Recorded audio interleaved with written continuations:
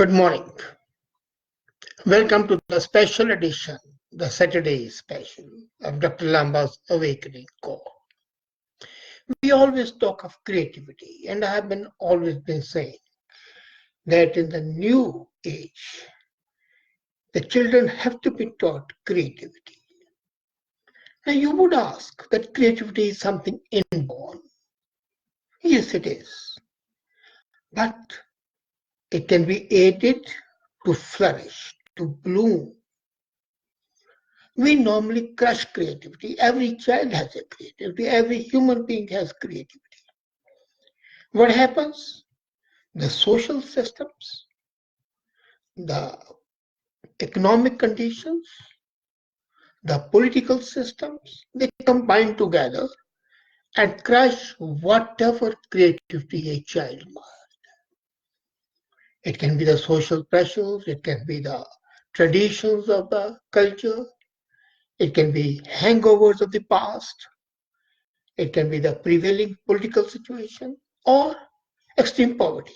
Yes, I agree that many a times, even despite all these factors, or rather because of these factors, the real creativity blooms forth. But that's an exception. Creativity can be of two levels. One is which is uncrushable, and the second one which is nurtured.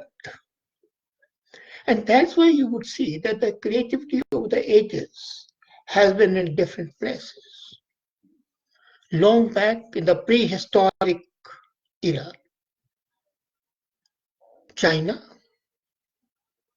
Japan, India, at different ages, Egypt, Middle East, Mexico, Peru, these were the cradles of creativity. In the 15th century, it was a small state, Florence, which was home to amazing number of groundbreaking innovations in literature, painting, sculpture, philosophy, science. Same thing had happened in India in Chanakya's time, or even prehistoric time when people were writing great books 4,000 years back, 5,000 years back, Ramayana and Mahabharata. The very concept or the architecture, look at the bridge between India and Ceylon built at the time of Ramayana. Look at the Dwarka built during the prehistoric time. Look at all the temples which were erected 1,000, 1,500 years back. But that, as I said, varied from time to time. And then 15th century, the recorded creativity was found in Florence. Turn of the 19th century, Vienna hosted pioneers in painting, medicine, psychology, philosophy, music. And they all interacted with each other. These were not watertight compartments. In the 16th century, what happened? London became the focus. Paris in the early 19th century. And then a few decades back, San Francisco and New York came to be the centers of creativity. Not that the creativity was not in other places, it was there. But these were the centers, these were the focal points, these were the clusters of creativity and innovation. And now, innovation is based in, of all the places, in Israel. So, how come that these few places in different times become the clusters of creativity? Are they driven by wealth? Are they driven by the local situations? Or is it a mere chance? More generally, it's not a chance. It is a conscious effort to do so. And as a matter of fact, these clusters of creativity are created because of economic progress and political freedom. Now, as I said earlier, social, political, and economic, these are the three main driving forces. They are the drivers. If the culture as was developed in India later on, subservience to the teachers, to the social norms, to the parents, whatever they said was true, unalterable, oracle, God's command. As the Muslims say, anything which goes against Quran cannot be accepted because Quran is the word of God. In India, parents' words and the teachers' words became the words of God, and creativity naturally was crushed. Then the political system. If the political system is harsh, dictatorial, creativity cannot be there. Yes, it is there. Like we see Dostoevsky, Pavlov in Russia. But then there are exceptions again, as said. But imagine there is this curious interaction between creativity and social reform. The French Revolution was created by the writings of Voltaire. But if Voltaire and Molière had not been there before, Molière much before that, then possibly the French Revolution might have been delayed. It could never have been not been there, but it could have been delayed. But after that, look what happened in France. The storming of Bastille created a new era of creative renaissance in France. And the French capital became the base of all artistic, imaginative exploration of the human beings.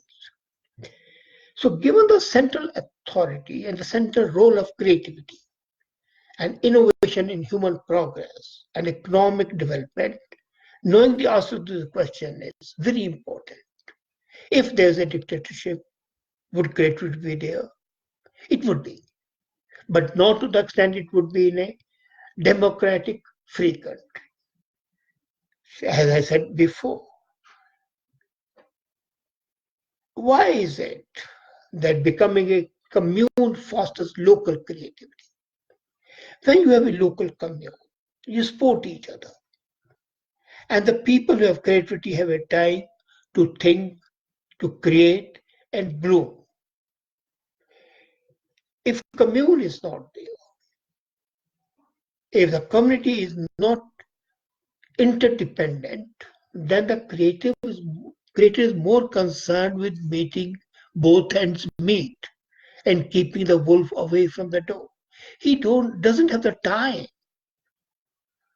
nor the energy at the end of the day to think of higher and better things. Again, do not think that exceptions are not there. Exceptions are always there, but they're few and far between. But if you look at the exceptions, look at the torture that they had to undergo. So, first is the protection of the personal and economic freedom. That's most important. If the personal freedom is not there, the person cannot be creative. And if he has to think all the time from where the next loaf of bread is coming from, he cannot be creative. Secondly, the new institutions also change the incentives and a more meritocratic and inclusive social environment. If you emphasize merit, creativity would always grow. It's like a fertilizer, recognition of merit, encouraging merit is encouraging creativity. And encouraging the works of art and innovation enhances the prestige of the city. Now imagine why in the times of the old times, king's times, creativity was more there. Have you ever thought that Akbar's Navratna or patronizing of the art by Swai Man Singh, a Jaipur, First time in the history, yet possibly, how a mahal could have been created.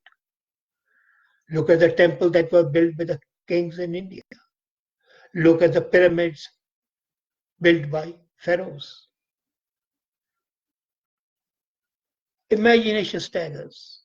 Could the Great Wall have China been built without the help of the kings? No. So these kings were the patrons of art and culture, and they encouraged creativity, whether it was music, whether it was painting, whether it was poetry, whether it was architecture, whatever form the creativity might have been. These kings encouraged and patronized it, and that took care of the economic conditions of the artists and the creators. When they knew that they were secure from the economy, they could turn their attention to nurture and grow their creativity. And that is why I said first is the economic freedom and then the political freedom. If the king had ordered, no, you will write poetry praising me or praising my family, then that would not have done. But out of their own regard, Raj Trangani could have been written. The first, Aine Akbari could have written.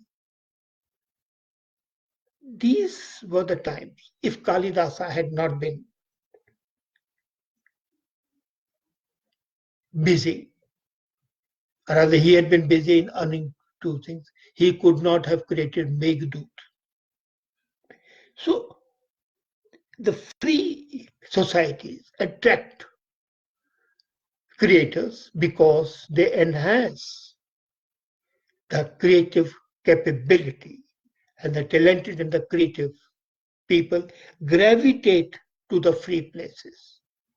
And that's why there's a flight of creative people to the free countries. Why is it that the artists and the novelists and the painters wanted to go to Europe or to America from the third world countries? They were created. When Chia Hubei, one of the Nobel Prize winners from Africa, I might happen to read his books.